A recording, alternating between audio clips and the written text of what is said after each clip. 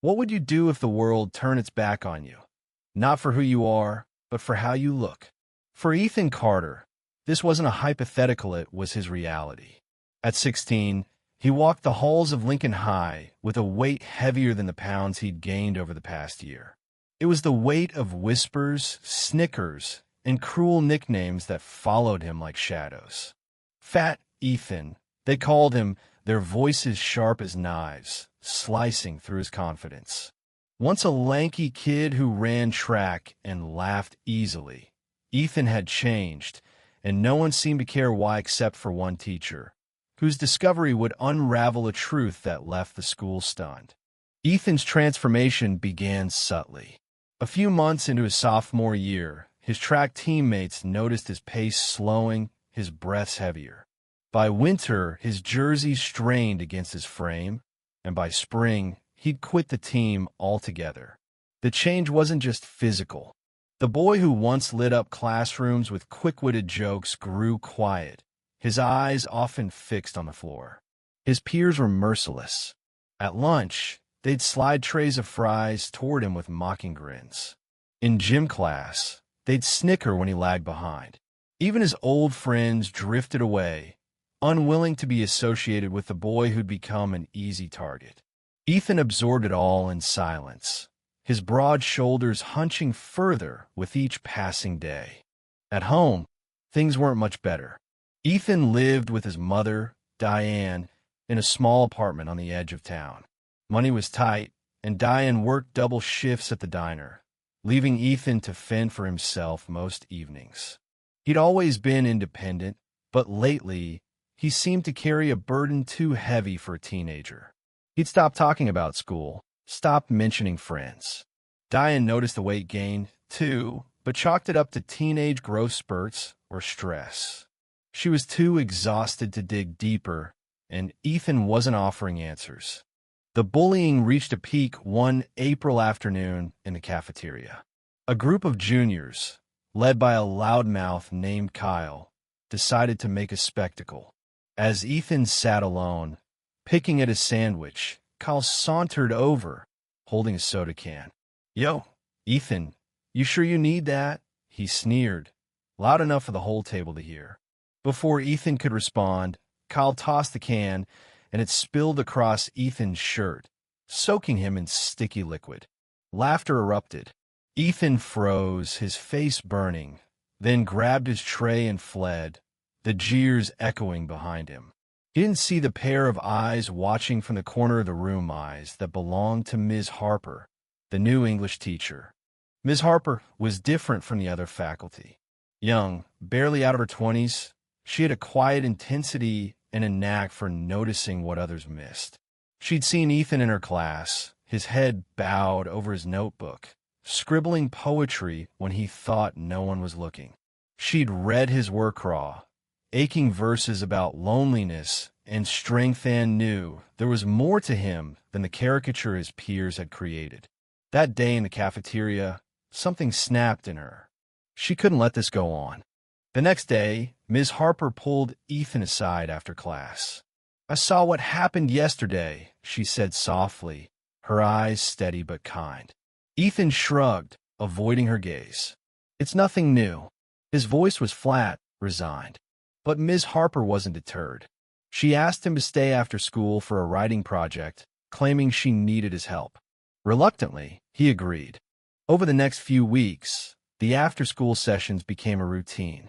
At first, Ethan was guarded, answering in monosyllables. But Ms. Harper's patience was relentless.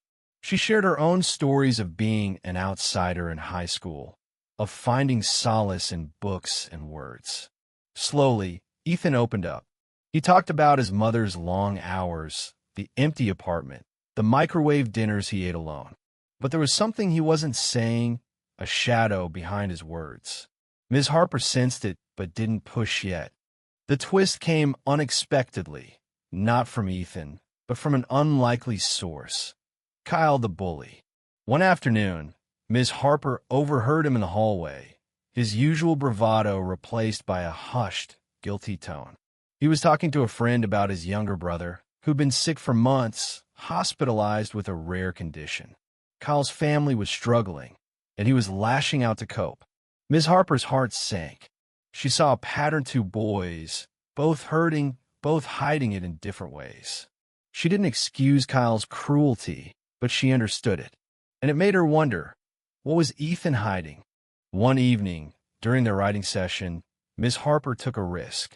"Ethan," she said, setting down her pen, "I know there's something you're not telling me. You don't have to carry it alone." For a long moment, Ethan was silent, his hands clenched in his lap. Then, in a voice barely above a whisper, he spoke. "It's my mom. She's sick, really sick." The truth poured out. Diane had been diagnosed with early-onset diabetes the previous year. The medication was expensive, and their insurance barely covered it. Ethan had taken a part-time job at a fast food joint to help pay for it, working late nights after school.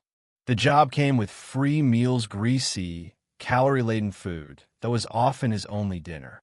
Between the stress, the long hours, and the cheap food, Ethan's body had changed. He hadn't told anyone, not even his closest friends, because he didn't want pity. He thought he could handle it alone. Ms. Harper was floored. She'd expected something serious, but not Thesa's 16-year-old sacrificing his health, his social life, his very identity to keep his mother alive. She felt a mix of admiration and heartbreak. Ethan wasn't just a victim of bullying. He was a hero in a story no one knew. She didn't waste time. With Ethan's permission, she met with the school counselor and principal, sharing his story in confidence. They connected Ethan and Diane with a local charity that provided medical assistance, easing the financial strain. Ms. Harper also organized a discreet food drive, ensuring Ethan had access to healthier meals. But she knew the bullying wouldn't stop without a bigger change. The opportunity came at the spring talent show. Ethan had always loved poetry, but never performed it. Ms. Harper encouraged him to share his work, promising to stand by him. Nervous but determined, Ethan took the stage. In a trembling voice, he read a poem about carrying invisible burdens, about strength forged in silence. The room fell quiet. His words were raw, piercing, and when he finished, the applause was deafening. For the first time, his peers saw him not as fat Ethan, but as someone real, someone brave. The change wasn't instant, but it was profound. Some students, including Kyle, approached Ethan afterward, their apologies halting but genuine. Kyle, perhaps seeing his own pain reflected in Ethan's, vowed to stop the taunts. Others followed suit, not out of guilt, but because Ethan's courage demanded respect. The nickname faded, replaced by something new: admiration. Ms. Harper watched it all unfold, her heart swelling. She'd uncovered a truth that shocked everyone, not just Ethan's sacrifice, but the power of one person's empathy to shift an entire community. Ethan wasn't just surviving anymore. He was thriving. He rejoined the track team, not as the lanky kid he'd been, but as someone stronger in every sense of the word. Years later, when Ethan graduated, he gave Ms. Harper a handwritten note. It simply read, "You saw me," and in those 3 words was the heart of it all. The human need to be seen, not for how we appear, but for who we are and what we carry. Ethan's story wasn't just about overcoming bullying. It was about the quiet heroism of a boy who loved his mother, the unexpected redemption of a bully, and the teacher who refused to look away. In the end, it was a reminder that every person has a story, and sometimes all it takes is one person to listen.